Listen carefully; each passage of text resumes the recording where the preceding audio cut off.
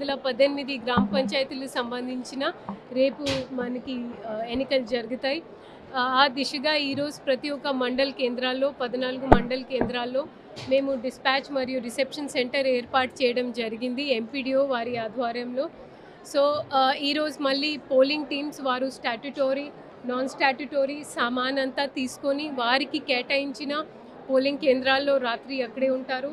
Statutory సామాన్, ballot పేపర్లు, marked electoral copies దాన్ని భద్రపరిచే బాధ్యత, దానికి సంబంధించిన ట్రైనింగ్ అవి అంతా సిబ్బందికి ఆల్రెడీ ఇవ్వడం జరిగింది.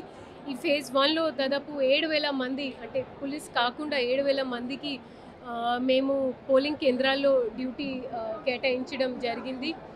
వారు రేపు మార్నింగ్ 7 o'clock నుంచి మాక్ పోల్ మొదలు చేయాలి. మన అందరికీ తెలిసిన విషయం, పంచాయతీ ఎన్నికలు మనకి బ్యాలెట్స్ ద్వారా జరుగుతాయి కాబట్టి బ్యాలెట్ బాక్సెస్ని ఎలా ఓపెన్ చేయాలో ఇవి అన్నీ కూడా మా పోలింగ్ ఆఫీసర్స్ ముందే ప్రాక్టీస్ చేస్తారు. మాక్ పోల్ అయిపోయిన తర్వాత 1 వరకు యాక్చువల్ పోల్ జరుగుతుంది.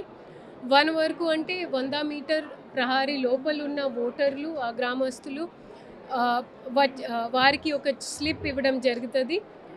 1 o'clock వరకు ఉన్నవాళ్ళు వారి ఓట్ తప్పకుండా వేయవచ్చు. ఓటింగ్ డాక్యుమెంట్ సంబంధించిన మనకి ఎపిక్తో పాటు ఏదైతే మన ఓటర్ ఐడి కార్డు ఉందో దాంతోపాటు 14 రకాల ఫోటో ఐడీస్ ఉంటాయి.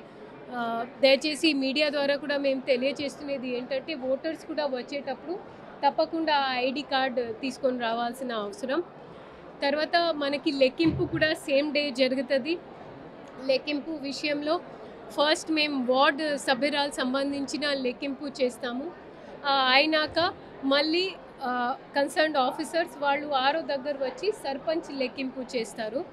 సర్పంచ్ లెక్కింపు విషయంలో ఫస్ట్ అంతా వార్డ్ది విడివిడి కాకుండా మొత్తం ఒక పెద్ద డస్ట్బిన్లో, పెద్ద ఒక బిన్లో దాన్ని కలుపుకొని 25 బండల్ చేసుకొని దాని లెక్కింపు జరుగుతుంది.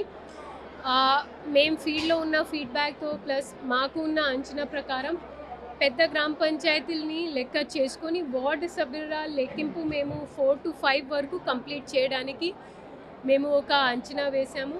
సర్పంచ్ లెక్కింపులో depending upon the number of votes పెద్ద జీపీకి కొంచెం ఎక్కువ టైం పడినా చిన్న జీపీ త్వరలో అయ్యే అవకాశం ఉంటుంది.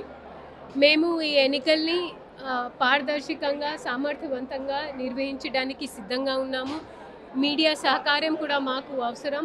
మేము కోరేది ఏంటంటే దయచేసి ఎవ్వరు కూడా మీడియా వాళ్ళు పోలింగ్ కేంద్రాల లోపలికి వెళ్లకుండా ఉండాలి. ఓటర్స్ కూడా బయట వచ్చేటప్పుడు వాళ్ళని లేదా వెళ్ళేటప్పుడు ఎలాంటివి లీడింగ్ క్వశ్చన్స్, ప్రలోభాలకి గురి చేయకుండా మీడియా ప్రవర్తించాలి అనేది మా విజ్ఞప్తి. Thank you.